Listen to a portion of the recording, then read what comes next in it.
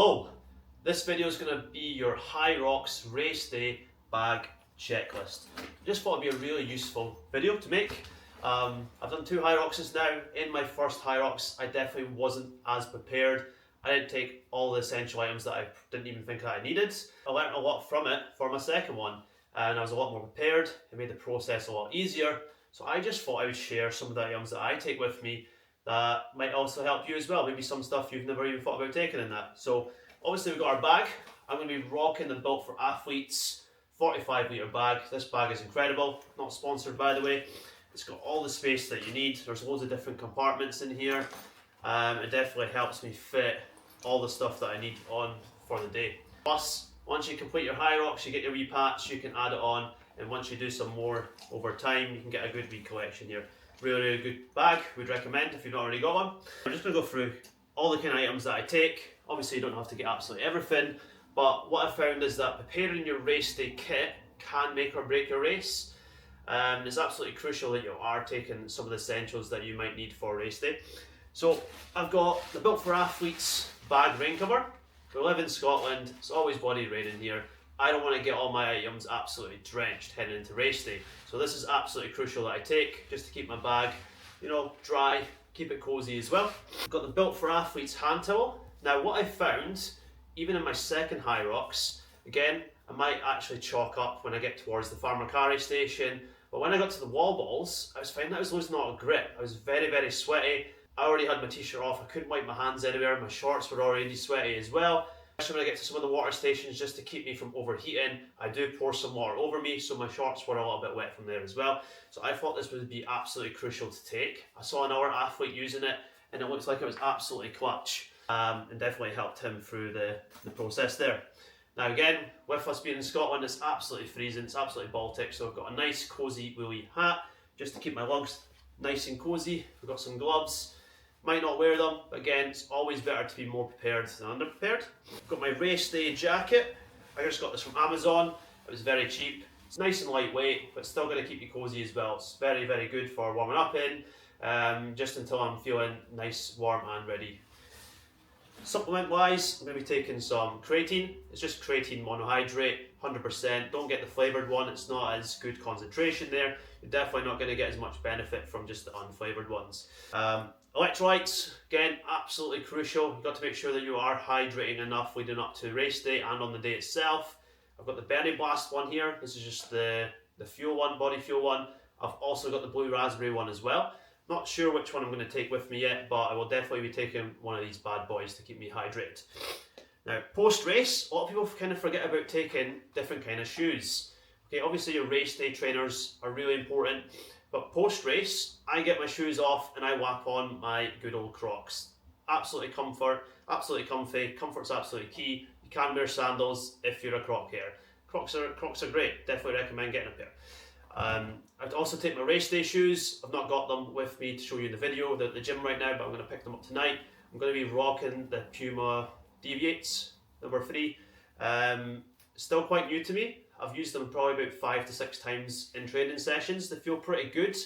The only real concern I had with those shoes personally was on the burpee broad jumps. I just found I wasn't getting as much grip with them.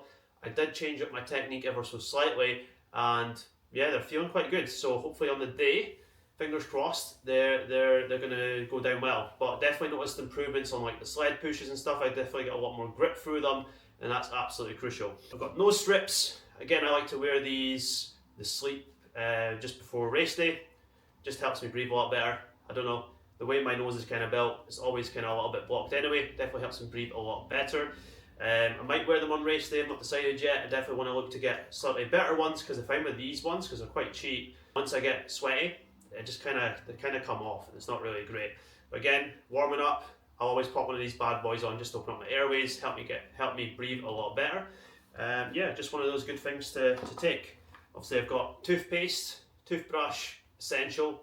Clean those gnashers, get them looking nice and fresh and clean. If you're someone that also struggles with hay fever and whatnot, also I'm going to take some hay fever tablets. I'm going to take some paracetamol with me as well, just in case. You never know when you get a nasty headache or whatnot, it's better to be prepared. If you are someone that does struggle with hay fever like me, you can struggle to breathe. I found this to be absolutely clutch, especially when I'm doing any kind of running. It's just a barrier band. You can get it in Savers, probably Boots, whatever. It's kind of like Vicks, so it's just like a rub. It's a barrier band. You just pop some inside your nostril, pop on the outside as well. It just helps you breathe a lot better. So if you do struggle with hay fever, I would definitely recommend, especially on outdoor running, but it does help with indoor running as well. So got some hand cream. This is mainly for post-race when my hands get quite dry later on the race, once I've cooled down enough. So I like to keep my hands feeling nice and fresh. Again, might pop some on the day before the race. Wouldn't pop this on just before the race because it can get your hands left with that kind of, silk kind of feeling, and that's not great there. I've got lip balm, keep the lips feeling nice and hydrated. I've got some tape. You never know when you're going to need some tape. You might need to tape up some part of your leg. You might have a cut, you might have a graze. It's just better to take these items to be absolutely prepared the best that you can. We've got some plasters. Again, you might get a nasty cut, you might get a wee niggle just before you race. It's always better to have this kind of stuff. Then I've got my heart rate monitor. I've got the Polar H10. I'm going to be wearing this on race day. Just allows me to track my heart rate a lot better. It's a lot more accurate than the wrist ones. Absolutely game changer, especially if you're into running. Would recommend getting one. You can get one on Amazon. It ranges from £60 to £80 depending if there's a sale on and what version that you want to get. I've also got my watch. I'm going to be using this to help track my pacing, make sure I'm not overshooting it. This is absolutely crucial in any kind of endurance events. So I'm currently rocking the Garmin Forerunner 255. It can range from anywhere from like 140 up to 240 depending if there's a sale on. I got mine on, I think that was a Black Friday deal, so I ended up picking it up quite cheap, and it's been an absolute game changer.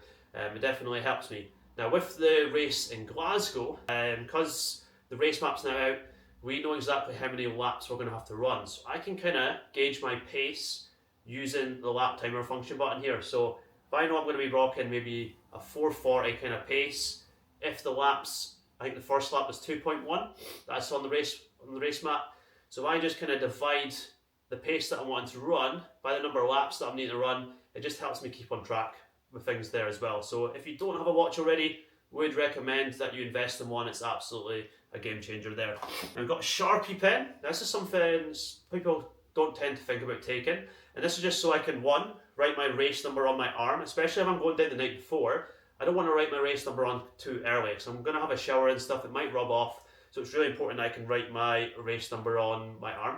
And then on my other arm, I might want to write down my race splits. So for example, lap 1, I know there's 2.1 laps. I might write down the pace I want to be at for every single lap there, and then the next, I think it was this 2 to 7 laps, I think they're about 2.9, I want to say.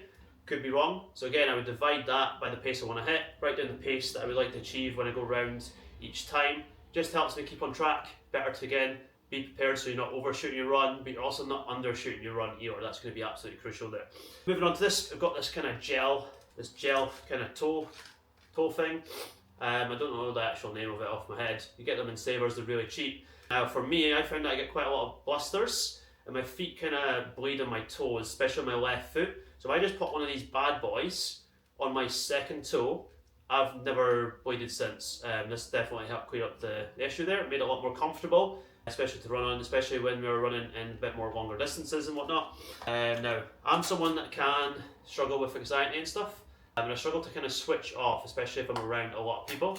Now, I probably won't take it into race day or such, but if I'm needing to just kind of switch off my mind, you get this little bad boy. It's off the TikTok shop. It's literally like £1, £2 or whatever. It just kind of represents kind of like bubble wrap, and it really helps me switch my mind off. So if I just kind of tap it a couple times, it just helps distract my brain and really get me in the zone for race day and whatnot. Earphones, absolutely crucial. Just again, help you switch off, get yourself in the zone. I've got in-ear earbuds, and I've also got overhead headphones. Now I prefer overhead headphones, just personal, because I always find that my ears must be built different.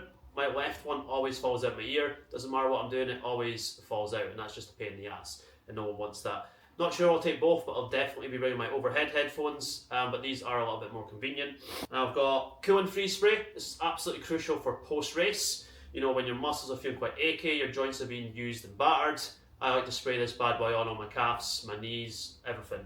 Definitely recommend taking some. Obviously I've got some body spray, making sure I'm not being a stinky by the end of it. because obviously we're going to get quite sweaty. Deodorant, body spray, also got some aftershave as well, but that's not crucial to put on. Oh, my old man knees are struggling here, sorry. I'm also going to take some decaf pods with me, just because I sometimes like to have a coffee, but I don't really have any caffeine stuff, so it's crucial that I bring my own, because not a lot of hotels actually supply the decaf ones. Some do, some don't. Better to be prepared in case I'm wanting to have a wee coffee. Shaving kit, again, just good to keep me feeling fresh. I like to trim my nose and stuff, even if it's not needed the day before. Again, just to open up all my airways as best as possible. So again, I like to bring everything just to be prepared and underprepared. Tissues, you're like me and you really struggle to breathe sometimes, your nose always feels quite clogged. Always handy to bring a pack of tissues to blow your nose out before you start your race. And obviously leading into the race day as well. There's nothing worse if you go into the race and you've got a bit of a cold, and you're feeling quite stuffy. It's not going to help things, it's not going to help you breathe a lot more efficient. We've got emergency spray, just a little spray to put on again if I want to make sure that I'm smelling fresh. Not essential, but definitely a key item there as well. Now we've got some fueling stuff. So I like to take 2 gels. I don't always pop the gels, but sometimes leading up to the race, especially if it's later on the day, you need to make sure that you're fueling your body enough with enough carbs. Ideally, you don't want to be having a big meal 2 to 3 hours leading up to the race. It could give you up to digestion issues. But again, when you're using stuff like this, you need to make sure that you've used it way ahead of race day. Otherwise, you might run into some digestion issues. So for me, I've tested these gels out. I know I digest them pretty well. So this is something that I could utilize if I want to top my body up with some glycogen, carb stores, something that I can look at as a gel. Now, I know some people do take a gel with them during race day and they pop it just after the burpee station, just to give them that last burst of kind of energy there. I've never done one with the 2 races that I've done so far, but I'm going to be doing my first solo race, so I'm going to take them just in case, and I'll decide on the day what I'm going to do with it if I'm not really feeling that well fueled. I've got some sweeties. This is mainly for post-race. Can do it slightly pre-race too, just to top up again my carb stores, make sure I'm feeling fresh and recovered after the race. And then square bars. Now, don't rinse me. I can only get my hands on some marshmallow ones. Probably the worst flavour. I'm a chocolate guy. You can rinse me in the comments if you want to. Yeah, I know. I went to the dark side. These guys aren't as good as the chocolate ones. I'm also going to be taking pre-made meals. I've not made them yet because I want to keep them nice and fresh. My race day meal is going to be protein oats, protein berry oats. Because my race day time is a little bit later, I'll be able to have protein in with my oats. I'll have enough time to digest it there. So I'll probably have it first thing in the morning along with some electrolytes. So I just have some rolled oats, have some frozen berries. I might even have a banana. It's a little bit easier to take with me, especially because I'm travelling down on the Wednesday. I take cinnamon, pop some cinnamon in. And because I've got a lot more time, I might also have a little slab of dark chocolate, we'll see. Because again, my body's got plenty of time to digest that first meal. Then it's just a case of topping my body up, using all these kind of stuff, these carb sources. I'll also probably take some rice cakes, some jam with me. We've got a set of food scales, probably track it as well, just to make sure I'm not consuming too much. Because people can get carried away when they're trying to top up their carb stores and that, or they give themselves an excuse and allows them to eat a bit more than they probably should. So it's always good to be prepared there. Obviously I'm going to take a bottle, that way I can actually put my electrolytes and stuff in, make sure I'm staying hydrated and staying on top of my nutrition and whatnot. Yeah, I think that's everything that I've covered. Don't think I've missed any, maybe missed one item or two, but these are the absolute essentials. These are the ones that I would take. Hope this video has helped you prepare, especially if it's going to be your first race. There might be some items in there you're like, oh, that sounds like a good idea. I never actually thought about that. I definitely learned a lot from my first one and even my second one. And you're always going to learn as you go along. And that's what's absolutely key there.